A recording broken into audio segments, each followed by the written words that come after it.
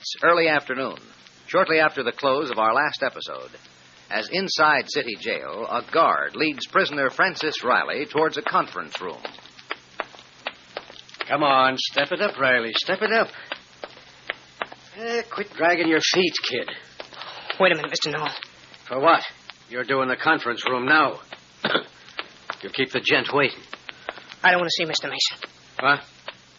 How do you know it's Mr. Mason? The Sarge told me he made the appointment out of a clear blue sky and only a little while ago. How'd you know it's Mason? I don't know. I must have heard it somewhere. Grapevine's in good working order. Okay. Here we are. Look, Mr. Nolan, I don't feel good. I'm sick. Huh? I don't want to see Mr. Mason. I don't have to if I'm sick, do I? No. Not if you're sick.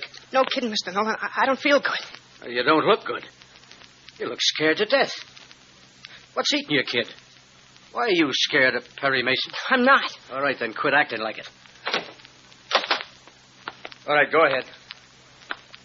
Oh, hi, Mr. Mason, Mr. Street. Nolan. Hello, Francis. Hello, Mr. Mason. I'll be out in the hall. Just punch the buzzer when you want me. How you doing, Miss Street? Fine, Nolan. You? Well, to tell you the truth, me feet hurt. I'm sorry. Francis, this is my secretary, Miss Street. How do you do? Won't you sit down? No, thanks, Mr. Mason. Look, Mr. Mason, I got nothing to say, so you can punch that buzzer now. Oh, I just got here. So now you can just wheel around and get out of here. Yes, I could. Well, then do it. Leave me alone. Why don't you just leave me alone? I'm sorry, Mr. Mason. I shouldn't have said that. I know you want to help. Yes. But you can't. There's nothing you or anybody else can do. Well, why don't you sit down? You feeling well, Francis? Yeah. No. I'm okay. Look, quit wasting your time, Mr. Mason. Oh, nothing I'd rather do than waste time. See, if I weren't here, I'd be in my office where Miss Street would make me go to work. Miss Street here keeps my nose to the grindstone. Don't you believe it, Francis. I just try to. Oh. Give me a match, Chief. Yeah. Would you like a cigarette, Francis? No, ma'am, I don't smoke.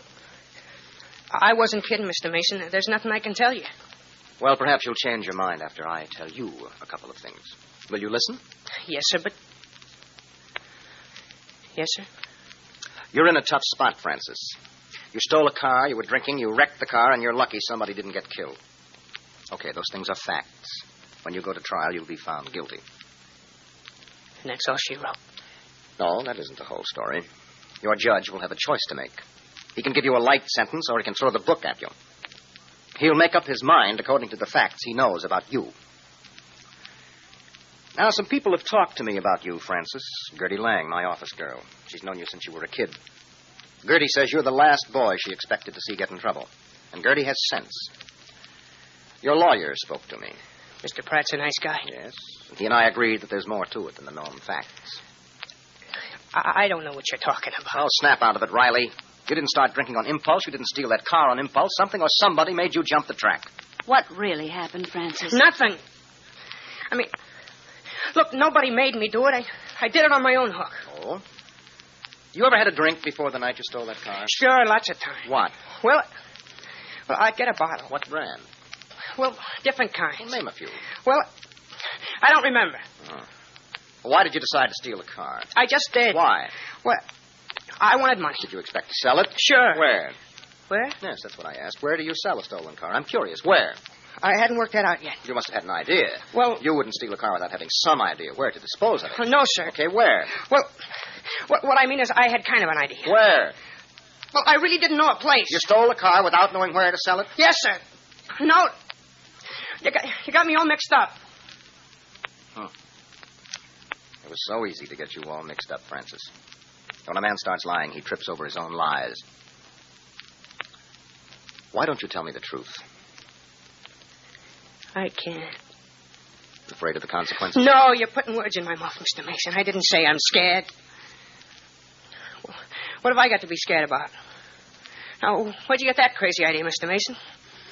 Look, if I said one single word gave you the idea I'm scared or anything... Well, I'm not going to say any more, Mr. Mason. Not another word. Well, keep that up. And the judge is going to throw the book at you, Francis. Guess I can take it. Sure. course, it'll be hard for your mother to take. Mom? You talked to Mom? She came to see me. How is Mom? You should know. Yeah. At least I'm not dead. What made you say that? I just said it. Why? Because there are worse things than what'll happen to me. Now, go ahead. Punch the button, Mr. Mason. No, wait a minute. Before you go, I want to tell you and Miss Street both that I hate to be a jerk, Mr. Mason. You've taken the trouble to help me. Thank you, Mr. Mason. I mean it. You know I mean it. Yes, I think you do. If I could tell you anything, I just can't. I want to ask you one more favor, Mr. Mason.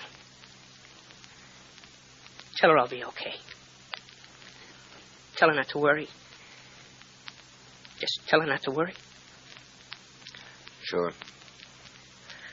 Thanks. Now, go ahead. Call the guy. Now, sometime later, as in the office of Gordy Weber's immediate superior...